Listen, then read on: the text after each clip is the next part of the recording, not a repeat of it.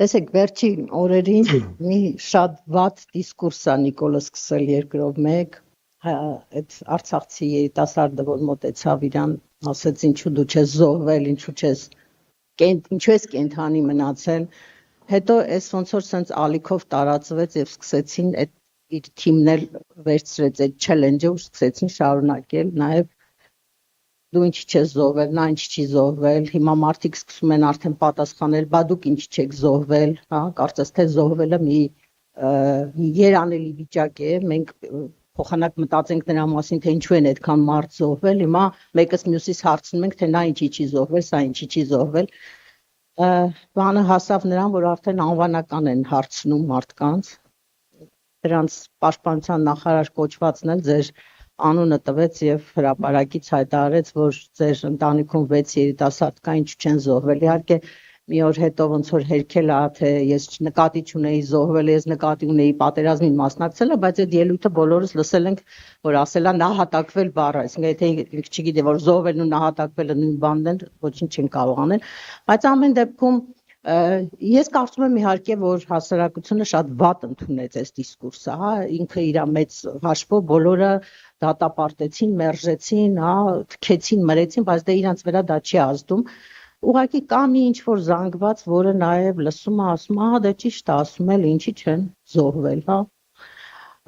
Ես կուզեի, որ ոչ թե մեզ բացատրեք, այլ այդ մարդկանց բացատրեք, հա, ոչ թե զոհվելու մասով, այլ նրա այն մասով, թե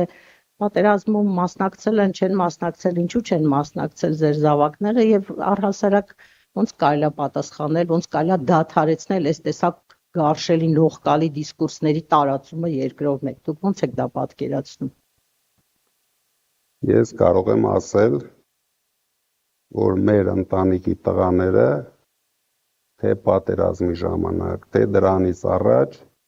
աշխատել են, որ իրենք չզոհվեն, որովհետև իրենք կենտանի մեռելներ են, իրենք ուրիշ ոչ մի խոսույթ չեն կարող տալ հասարակությանը, մենք առաջարկում ենք ծրագրեր, ինչպես կարող ենք զարգացնել մեր երկիրը, ինչպես կարող ենք ուժեղացնել մեր անվտանգությունը, որպեսզի մարդիկ չզոհվեն, այս մարդիկ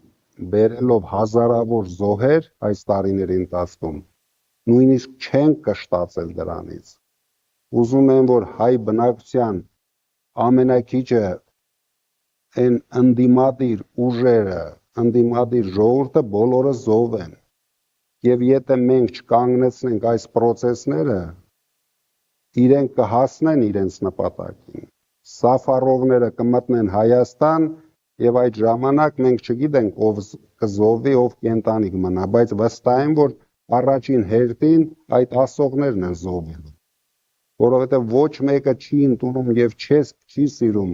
այդպիսի խոսույթներով հանդես եկող մարդկանց։ Թող այդ ասողը լավ ուսումնասիրի իր ղեկավարած նախարարությունը եւ տեսնի այդ 6 տղաները եւ իրենց ընտանիքը ինչեր են արել, երևի ինքը այդքան ուղեղ չունի, որ գոնե ուսումնասիրի դա։ Լավ, մի թեմա կա, որի մասին կուզեի, որ դուք էլ արտահայտվեիք, հա։ Ես իմ դիտարկումները ցույց են տալիս, որ հասարակությունը երկու խնդիր է դնում ձեր առաջ, հա, երկու պահանջ ունի ձեզանից։ Մեկը, որ երաշխավորված լինի, որ ցնցումների մեջ չի ընկնելու երկիրը, պատերազմ, արհավիրքներ, ճգնաժամեր, չգիտեմ, ֆորս մաժորներ լինելու, այսինքն դուք պիտի կարողանաք խաղաղ կառավարեք եւ ավելի լավ վիճակում պիտի լինի երկիրը, քան թե Նիկոլ Փաշինյանի ժամանակ,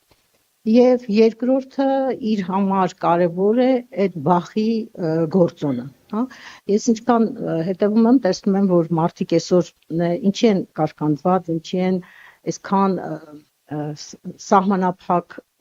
խոսքի ազատության մեջ, իրենց դրսևորումների մեջ, նույնիսկ վախենում են ընդդիմության հանրահավաքներին մոտենալ, կարծիք հայտնել, մի հատ լայք դնելու համար կարող են աշխատանքից ազատվել եւ այլն, եւ այդ վախի գործոնը երևի երբևէ երկրում այսքան մեծ չի եղել, ինչքան հիմա է, ու դա շատ բացական դեր է խաղում, հա, վախը նաեւ ստիպում է մարդկանց, որ գնան հենց այդ վախով էլ քվեարկության գնան։ Դրա համար հիմա գլխավոր խնդիրը, որ դուք պիտի լուծեիք, ինձ թվում է այս փուլում, պիտի լիներ այդ վախից մարդկանց թոթափումը, մարդկանց ոգևորելը, մարդկանց հասկացնելը, որ մի վախեցեք, ձեր համայնքապետը, հիմնարկի ղեկավարը, այսա այնա, ասենք փոքր գյուղեր կան, որտեղից մենք արձագանքներ ենք ստանում, որ հայտարարակ տերոր, տոտալ վախի մթնոլորտ է ձևավորված եւ մարդկանց զգուշացնում են, ասում են, որ իմանալու ենք ով ինչպես է քվեարկել։ Սրա դեմ ես ճիշտ ասած չգիտեմ, հա, ինչ ձևով կարելի է պայքարել։ Ես փորձում եմ, ասենք, մարդկանց նույն համոզել, բացատրել, որ ոչ ոք չի իմանալու ձեր քվեարկության արդյունքը, սպառնում են, կեղծ այդ սպառնալիքները մի տրվեք դրանց։ Եթե աշխատանքից կազատեն, կարող եք վերականգնվել, դա անօրինական է այդ ազատումները եւ այլն, բայց ես ուզում եմ հասկանալ, թե դուք ինչ գործիքակազմ եք տեսնում, հա, ինչպես կարելի է անել, որ մի հատ հեռավոր, ասենք, Վարդենիսի գյուղում ապրող մարդը չվախենա եւ գնա քվեարկինենց, ոնց որ իր խիղճը իրան թելադրում է։ Ինձ թվում է դուք արդեն տեսնում եք մեր գործելավոճը, անվախ գործելավոճը, դրա միակ ձևը դա է։ Երբ ամեն օր տասնյակ մարդիկ ձերբակալվում են մեր համախոհներից, բայց դա ոչ մեկի չի կաշկանդում։ Բոլորը ավելի մարտական տրամադրված գնում են առաջ։ Դրա միակ ձևը դա է։ Եվ մենք ունենք լուրջ հաջողություն այդ բնագավառում։ Քանի որ երբ որ մենք սկսել ենք պայքարը, մոտ 40%-ը չէին պատասխանում։ Հրաժարվում էին պատասխանել։ Այսօր դա ընդամենը մնացել է 18%։ Ես դա համարում եմ, քանի որ բոլորդ հիշում եք, որ մենք սկզբից միայնակ էինք պայքարում, համարում եմ ավելի շատ մեր աշխատանքի արդյունքը եւ մենք շարունակելու ենք այդ ոճով աշխատել, ինչքան ուզում են ձերբակալեն։ Մեկի տեղը 1000-ն է հավելանում։ Մարդիկ արդեն իրենցից չեն վախենում, մարդիկ արդեն իրենցից զզվում են, մեկ օր շուտ փոփոխություն են ուզում, և մենք ապահովելու ենք այդ փոփոխությունը։ Մենք նոր Հայաստանում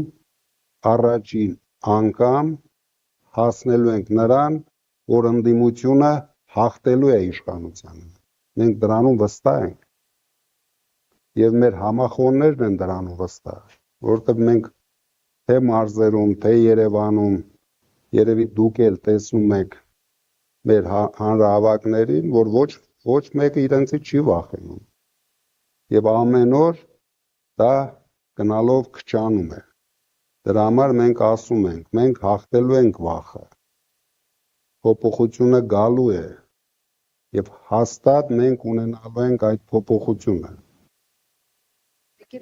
Կարողանաք համոզել, որ ընտրություններից հետո գաք իշխանության ցնցումներ չեն լինելու, փոփոխությունները ի վնաս մարդկանց չեն լինելու, էլի։ Ցնցումներ բերում է թույլ իշխանությունը, ստախոս իշխանությունը։ Մենք չենք խաբում մեր ժողովրդին, մենք բաց դրել ենք բոլոր հարցերը, մենք սա անելու ենք։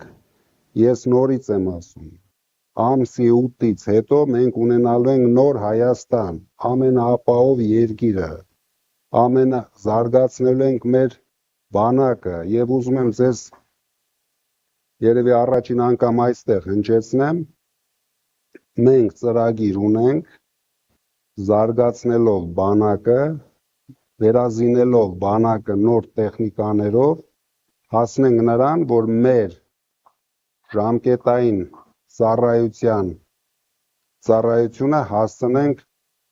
1 տարվա։ Ընդամենը 1 տարվա ընթացքում մենք հասնելու ենք դրան,